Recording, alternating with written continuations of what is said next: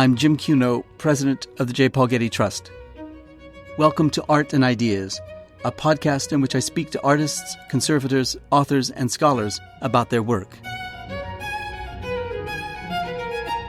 There are bright yellows, there are pinks, there are reds, there are warm yellows, there are lots of shades of different blue, greens and blues. And I just looked at this enormous painting with so much paint and thought, oh my God, how am I going to make sense of this? In this episode, I speak with the Gettys' Laura Rivers, Yvonne Szafran, Alan Phenix, Tom Learner, and Andrew Perchuk in the second half of a two-part conversation about Jackson Pollock's monumental painting, Mural.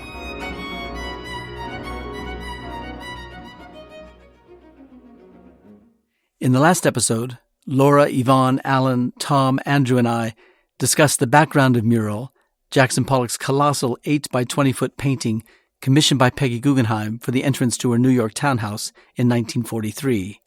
In 2012, Mural traveled from its home at the University of Iowa Museum of Art to the Getty for technical study, conservation, and cleaning, which revealed new information about the painting and its maker. Today we focus on the painting itself, looking closely at how the drips, layers, and blending of paint, as well as the overall composition, enhance our understanding of how the work was made, discrediting a common myth that it was painted in one feverish night. I continued our conversation by asking Alan to describe Mural. I think the best way I can start is by conveying my reaction to seeing it for the first time in Iowa in late 2012 when we visited for the first time.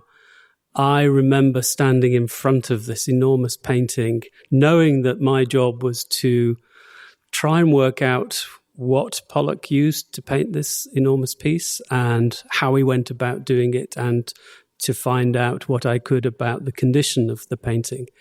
And I remember looking at this painting, this very complex painting with lots of different colors. There are bright yellows, there are pinks, there are reds, there are warm yellows, there are lots of shades of different blue, greens and blues, and all set against this strong, dark brown, all semi-figurative framework, the so-called Bentonian architecture, the Bentonian figures as if they march across the composition from right to left, again set against a sort of whitish background, giving the sense of a sort of figurative aspect to this essentially abstract composition. And I just looked at this enormous painting with so much paint and thought, oh my God, how am I going to make sense of this? And gradually, as we worked through the project, we worked out what materials Pollock used to paint it. And as I said earlier, it's virtually all in artist's oil paints. And we worked out the paints, the particular colors that he used to mix the different colors that appear on the painting. And in fact, there are a total of 13 different shades of artist's oil color, used either pure or mixed together to make these brilliant colors. And we worked out essentially the sequence of painting. And we've been able to break the creation of the painting into sort of three main stages. So the first stage, which is a sort of very vigorous laying in, a sketching, a breaking the ice on the white priming, possibly is the kernel of truth behind the myth of it being painted in 24 hours. The first phase consists of just 4 colors of paint: a bright cadmium lemon, a teal, a bluey green paint, a dark cadmium red, and a dark umber brown. And all of these paints were put on very diluted, probably with turpentine or mineral spirits, in broad, sweeping, curvilinear strokes, in random patterns, but giving some basic structure to the composition. Do I remember correctly that at this point you were able to determine, at least to your satisfaction, the direction in which the painting was painted? Yes, I think at that point, our sense is that the energy in the composition is very much from right to left. And in situ in Peggy Guggenheim's apartment, that would have been as the viewer coming in through the main door encountered it.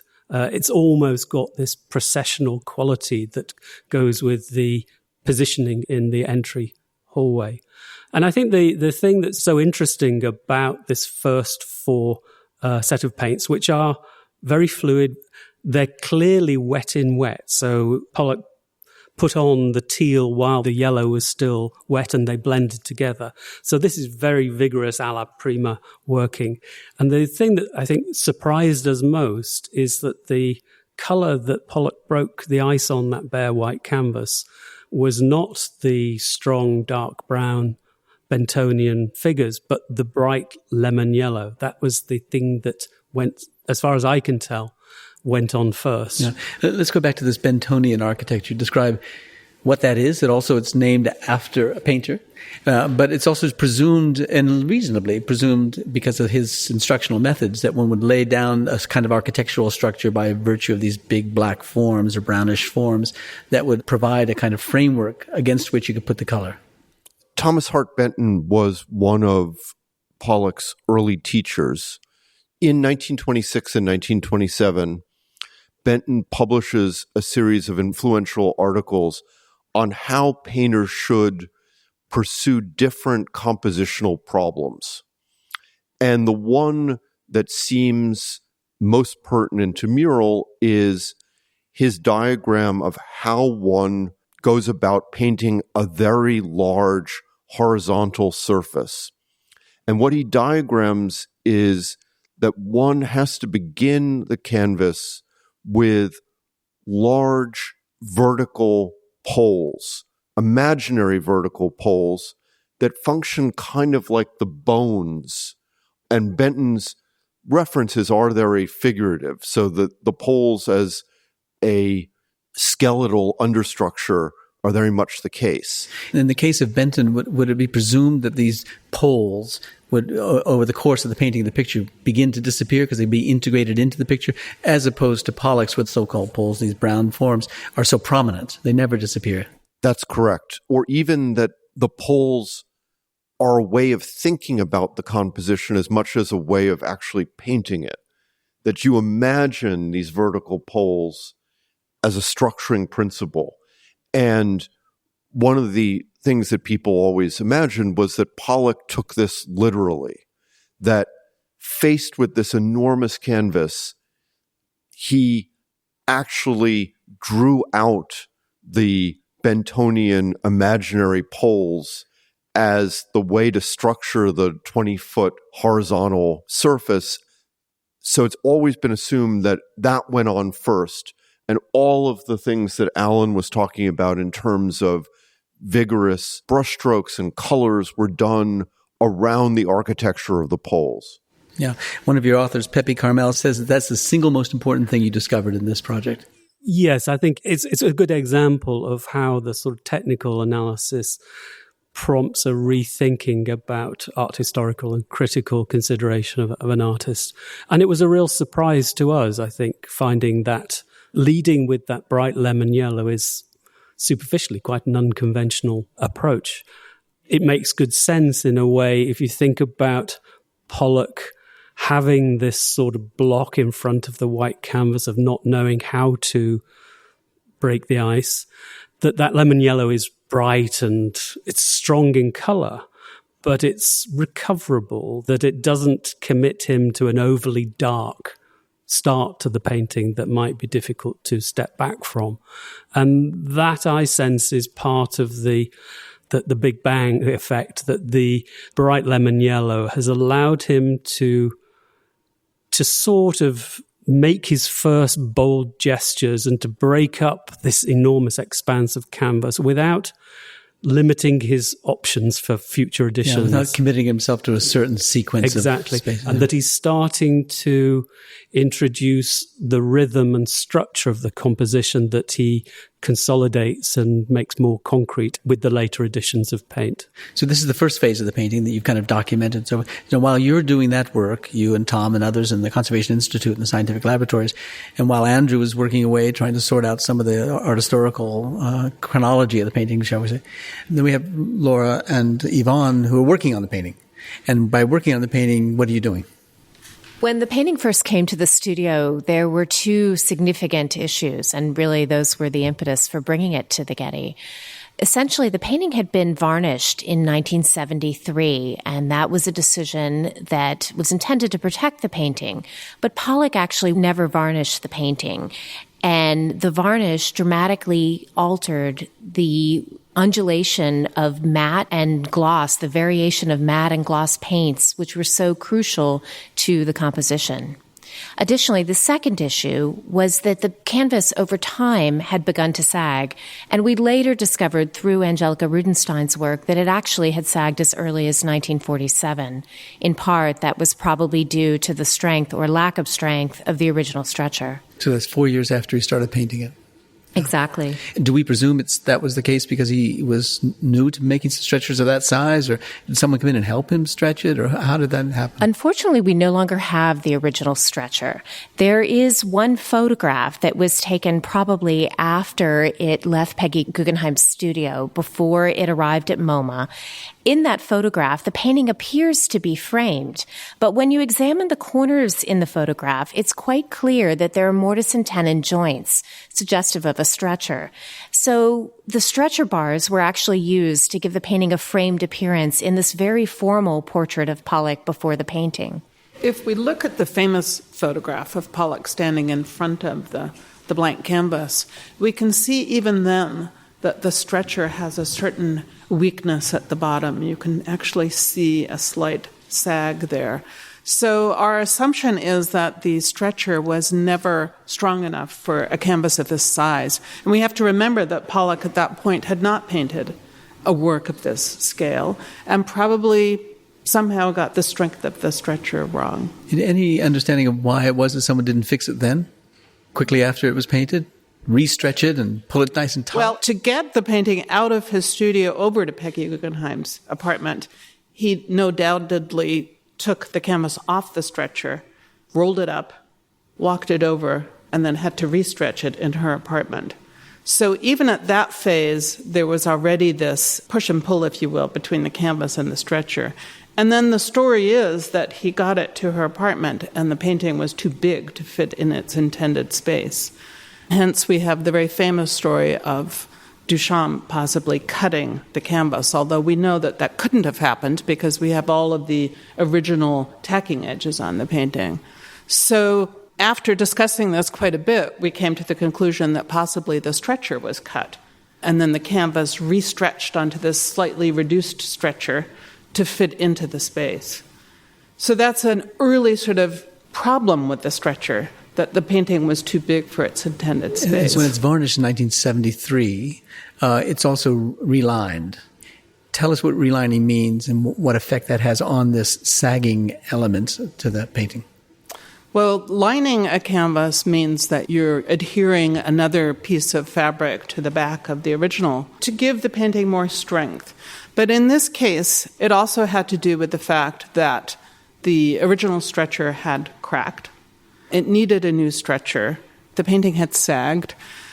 And they made the decision at that moment to line the painting, which essentially locked that sag into the canvas, so that when they went to put it back onto a purely rectangular stretcher, they ended up with bits of the original tacking edges exposed on the front, both in the lower and right-hand corners and in the upper center. So what I'm trying to sketch out here chronologically is that while you, Yvonne and Laura, are dealing with the painting itself and wrestling with the condition that it arrived in, varnished with sagging elements, trying to make some decisions as to remove the varnish, to maybe remove the lining, or how to address that sagging element. And while you're dealing with the physical aspects of it, Alan's still working out the painting phases. Andrew's working out sort of art historical contradictions and the textual evidence that remains about the painting. But you're now, Alan, on to phase 2. Does it unfold as easily as that? I've done phase 1, now there's phase 2? No, certainly not. And it is an iterative process of trying to analyze the sequence and structure of the paint and the composition of the different paints. And 3 is coming up a lot, but my analysis effectively evolved in 3 stages. I had 3 phases of taking samples, each sequence answering some questions that had come up earlier. And so after having taken a first batch of samples in Iowa in late 2012. I'd got a few questions and we were beginning to get an idea of the paints that were involved. I then did a fuller sampling campaign, trying to get representative samples for all the main colours in the composition, of which there are a lot. We think ultimately there are about 25, 26 different mixes of paint on Mural. And then gradually considering and reappraising the interpretations that we made about sequence and process, armed by comparing our findings on the samples to analytical results that we got from some new innovative whole object imaging techniques, hyperspectral imaging and macro X-ray fluorescence imaging, all of which allowed us to extrapolate the findings of our tiny samples that are a fraction of a millimeter across and a microgram in weight, up to understanding the composition of the whole painting. And I think we reached the point at the end of it where you could, Laura, Andrew and I could point to a particular passage of paint and say pretty much what that paint is made of. We use lots of different kinds of analytical scientific instrumentation to achieve those results. But I think it's important for me and for people listening to understand that probably the most important analytical tool in our process was the informed and calibrated human eye, particularly the human eye of the curator, the conservator, and the scientist all together, trying to work out what we're seeing and what contributes to the visual sensation that we're getting of the paint surface. And we spent many hours looking at the painting, trying to work out what was going on, comparing notes, comparing our observations against the results in our pigment identification and so on. We should also mention that we were fortunate enough to receive a Mellon Foundation grant during the course of the time that the painting was here. And so we were able to invite, for several meetings, a group of experts, both in Pollock and in large paintings, which provided us with additional eyes and brains to sort through this somewhat challenging and confusing painting. Yeah. And I remember one meeting of this group of specialists coming to talk about the painting. And at this particular meeting, there was a question that had to do with the sagging of the canvas on the stretcher and the fact that it was revealing unpainted aspects of the canvas. And to come to some agreement about that was not easy because there were, as I like to say, let's say there were 20 specialists in the room and there were 25 opinions in the room. We had very dynamic discussions. Yes, about I remember. it. Tell us how it was that you came to deal with that unpainted part of the canvas. We had different options as to how to approach this sagging and these bits of tacking edge that were now visible on the front of the painting that shouldn't be. We could have accepted them and made a new stretcher and repeated what the prior conservators had done.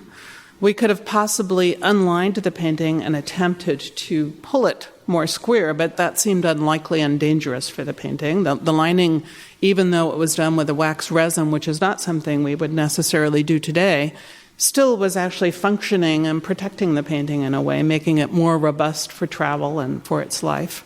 The best solution after all of these meetings seemed to us to be to put the painting on a shaped stretcher. So not a purely rectangular stretcher, but a stretcher that echoed the now sagging shape of the original canvas.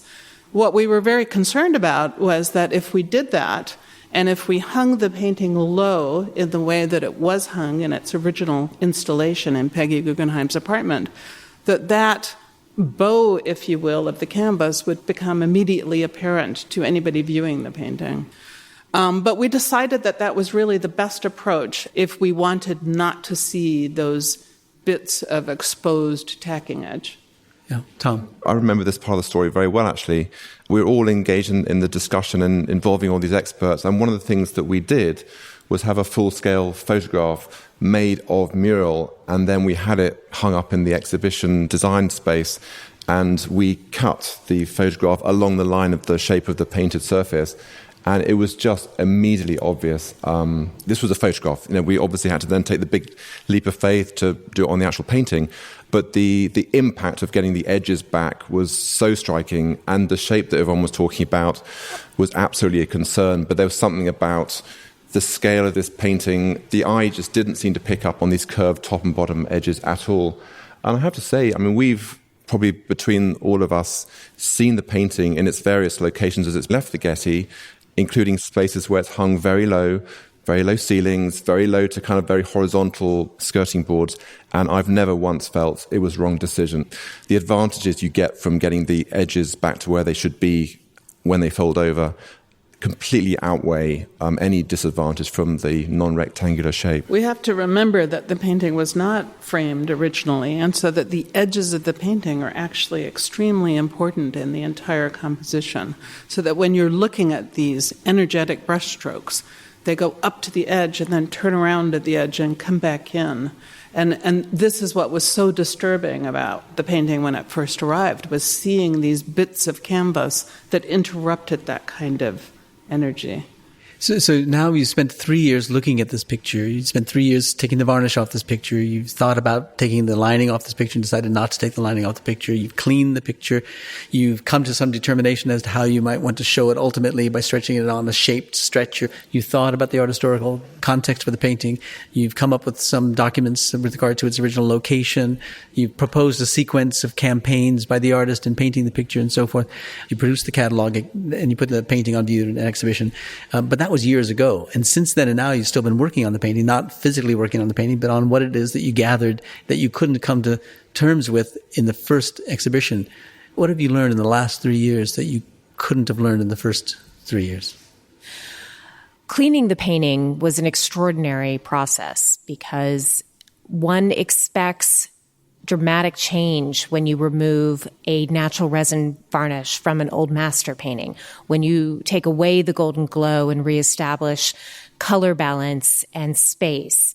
One is not accustomed to seeing as dramatic a change in an abstract painting.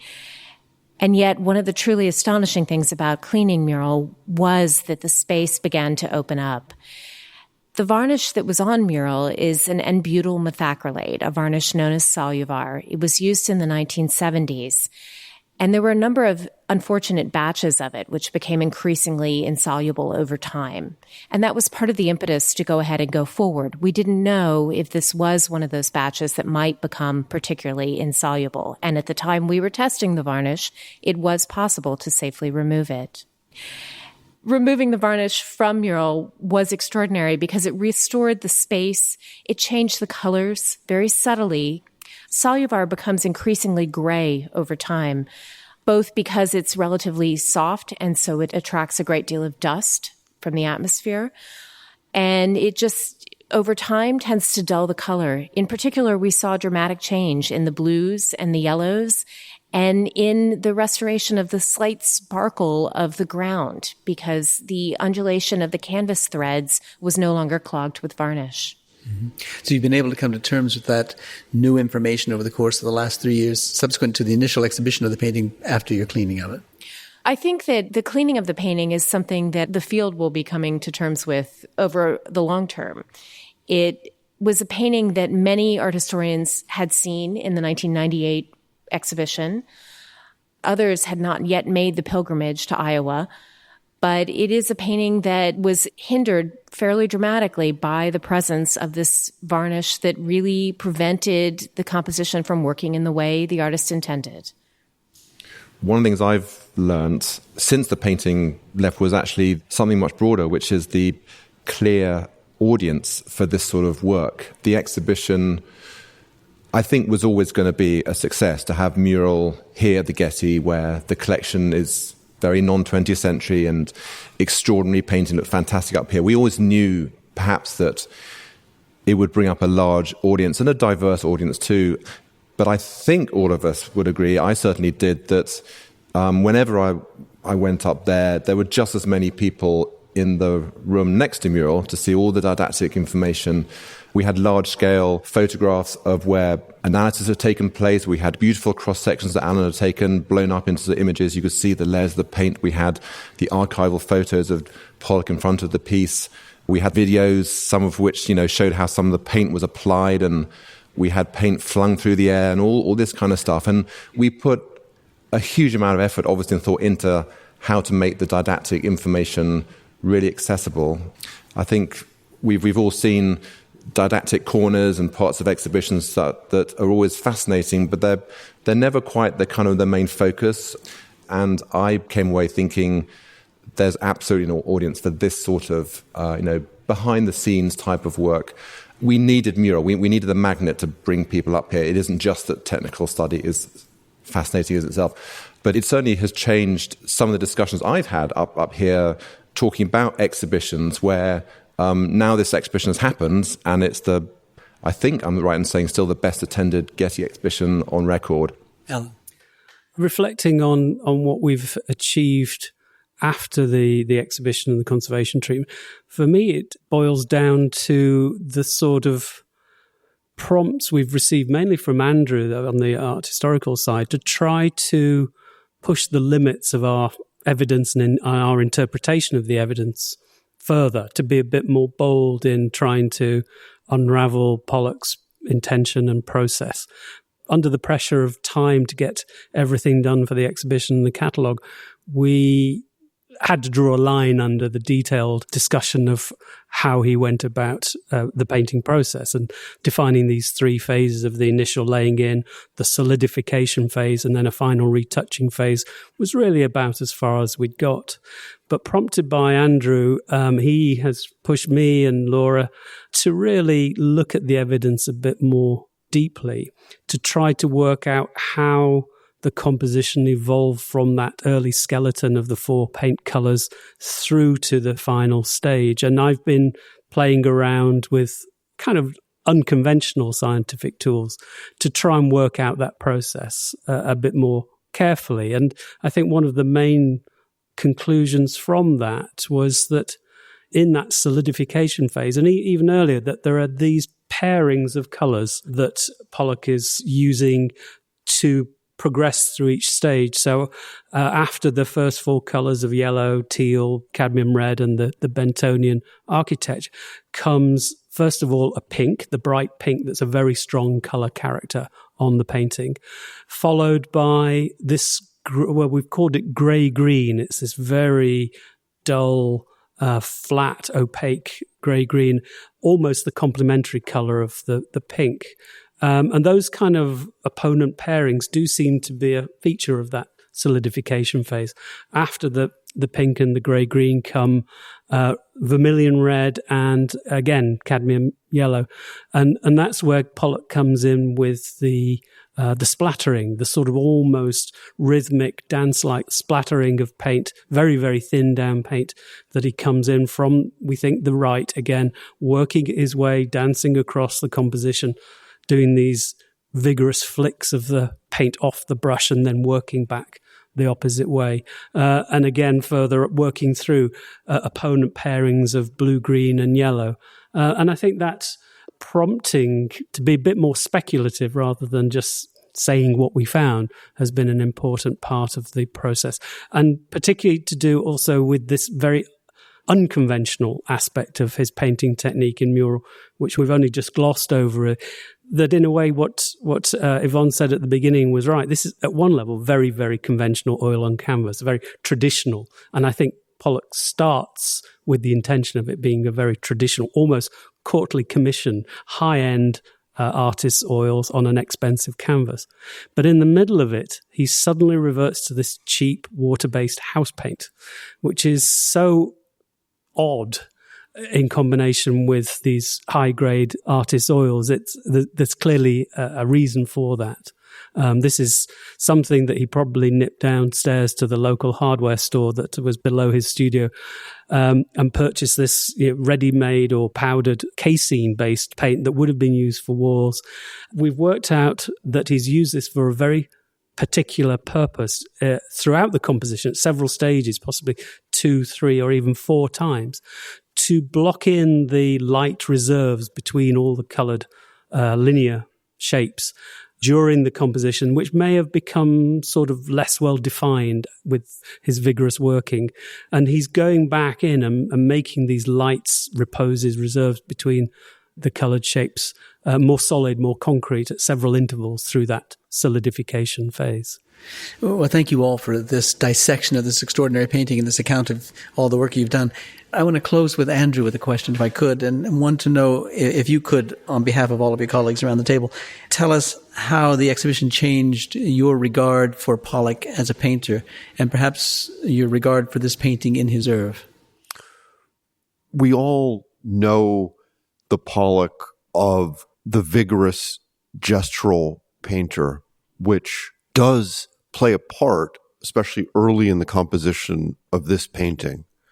But what we learned was that he was able to paint in many different modes.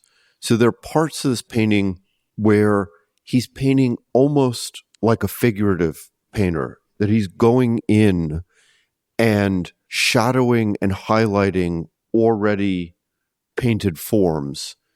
There are parts of the painting where he's letting the process direct what he does next, that he paints very vigorously with the red and the yellow, as Alan was talking about, and it's vigorous enough that they start to drip, and that suggests to him splatters, and he goes back splattering in the opposite direction.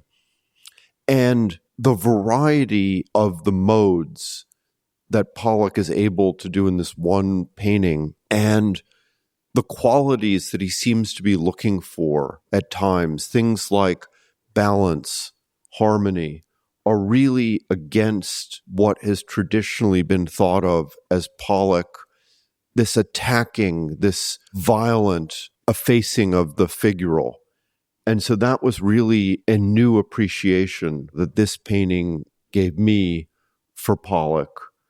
I think what's fascinating to think of in terms of the exhibition and Pollock's career as a whole is, does this painting, painted in 1943, does it lead to the great drip paintings of Pollock's later career, or is it an avenue that stops?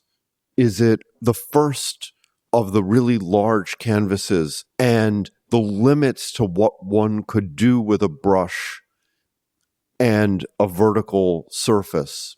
And I think it's a question that we'd all like to explore more, which we talked about, things that we didn't answer, but could continue to be interesting questions for future Pollock scholarship. I think that's a perfect way to end it, to try to figure out whether this painting is the beginning of something or the end of something. So thank you all for your time.